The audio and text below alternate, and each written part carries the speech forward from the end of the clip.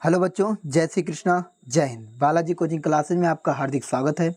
आज हम पढ़ने वाले हैं बच्चों गोलीय दर्पण के बारे में कि गोलीय दर्पण क्या होते हैं।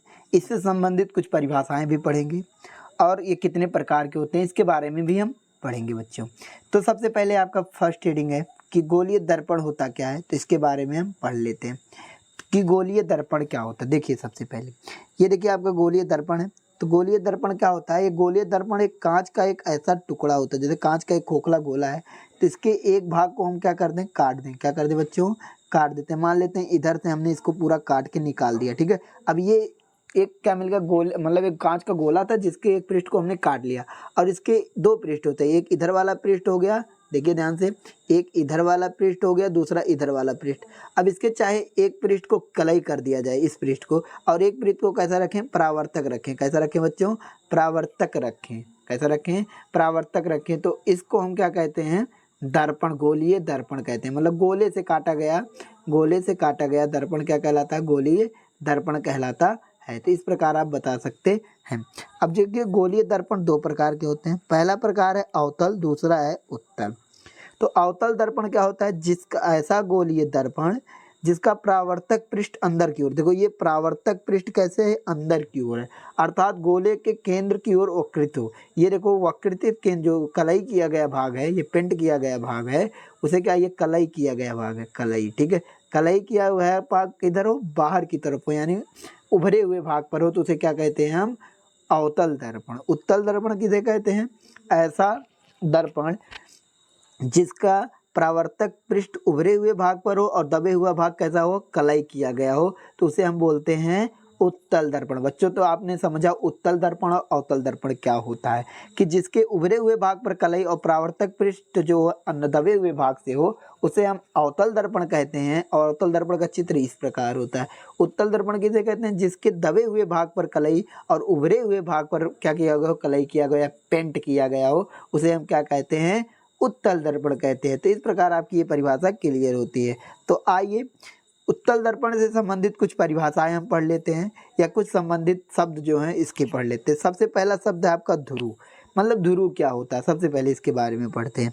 तो देखिए ध्रुव क्या होता है? गोलीय दर्पण के परावर्तक पृष्ठ के केंद्र को दर्पण का ध्रुव कहते हैं। परावर्तक पृष्ठ, ये जो आपका परावर्तक पृष्ठ बन रहा है ये वाला, इसी के जो केंद्र होता है, इसी को क्या कहते हैं हम? ध्रुव। ध्रुव को प्रायः पी से निरूपित करते हैं। किससे निरूपित करते हैं बच्चों?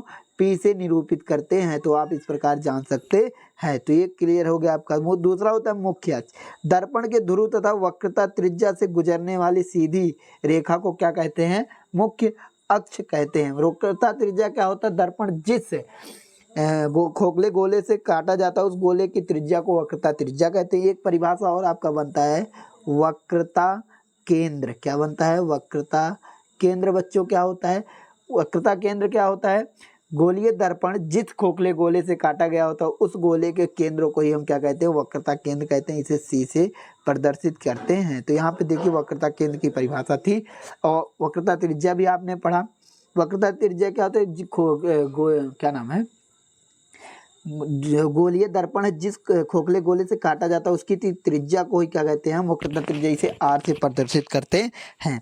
अगली चीज है देखिए, दर्पण का ध्रुव हो गया। मुख्य अक्ष, देखो मुख्य अक्ष क्या होता है? मुख्य अक्ष होता है गोलीय दर्पण के ध्रुव और वक्रता त्रिज्या से गुजरने वाली सीधी काल्पनिक रेखा को मुख्य अक्ष कहते हैं। मुख्य अक्ष दर्पण को ध्रुव पर क्या होती है? अभिलंब होती है। अभिलंब मतलब होती है यहाँ पर कितने अंश का कोण बनाती है? 90 अंश का कोण बनाती है। दर्पण का वक्रता केंद्र गोलीय दर्पण के परावर्तक पृष्ठ एक गोले का भाग होता है। इस गोले के केंद्र को ही वक्रता केंद्र कहते हैं। इसे सी से निरूपित करते हैं। वक्रता त्रिज्या क्या होता है? गोलीय दर्पण का परावर्तक पृष्ठ जिस गोले का भाग होता है, उसकी त्रिज्या को वक्रता त्रिज्या कहते हैं। इसे आर से निरूपित करते हैं। इस प्रकार आप परिभाषा को बता सकते हैं। चलिए आगे कुछ परिभाषाएं उसको भी पढ़ लेते हैं। देखिए पहला चीज क्या है? मुख्य फोकस। मुख्य फोकस की परिभाषा क्या होती है बच्चों? देखो मुख्य फोकस, मुख्य फोकस क्या होता है? मुख्य अक्ष पर वह बिंदु जहां मुख्य अक्ष के समांतर किरणें आकर मिलती है। मान लेते हैं ये कोई दर्पण है। कौन सा दर्पण है?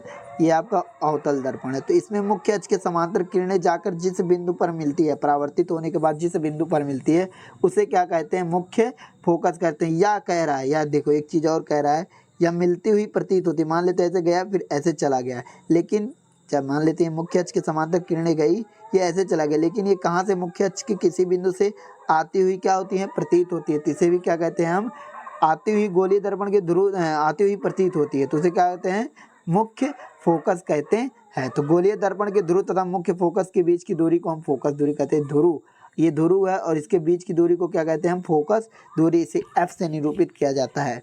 छोटे द्वारा गोलीय दर्पण के लिए वक्रता त्रिज्या की फोकस दूरी की दुगुना होती है। हम इसे R बराबर 2F के नाम से मतलब प्रदर्शित करते हैं। यानी एक आपको मिलती है जो फोकस दूरी होती है वक्रता त्रिज्या की क्या होती है बच्चों, दूनी आधी होती है। यानी F बराबर क्या होता है, फार्मूला R/2। ये F को क्या लिखते हैं हम, फोकस दूरी।